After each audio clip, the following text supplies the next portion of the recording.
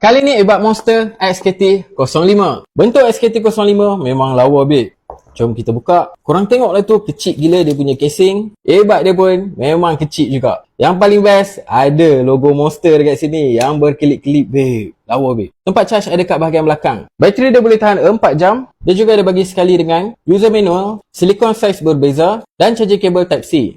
Earbud ni seriously cute, kecil gila. Kalau masuk dekat telinga, rasanya tak ada orang perasan pun kita sedang pakai earbud. Okay, kita dah pun test dia punya mic. Korang boleh tengok dia punya graph tu. Kalau di telinga macam ni, sebenarnya dia dah pun not bad. Kita dengar clear tapi dia slow sikit je. Untuk lagu, full volume dia full. Memang kuat. Dan dia punya bass dia pun memang mantap guys. Dan earbud ni pun dia ada gaming mode. So, untuk Monster semua ada gaming mode guys. Korang tekan je 5 saat, korang akan tukar kepada gaming mode dan korang boleh main game dengan cantik. So, korang boleh buat dengar lagu memang sedap, bass dia padu, dia punya kekuatan muzik dia pun kuat. Dan kalau korang nak main game pun tak ada masalah. Kalau korang nak buat call, not bad dia punya quality mic dia. So, rasanya korang boleh cuba yang ni, Monster XKT05. Check out dekat beg kuning di bawah.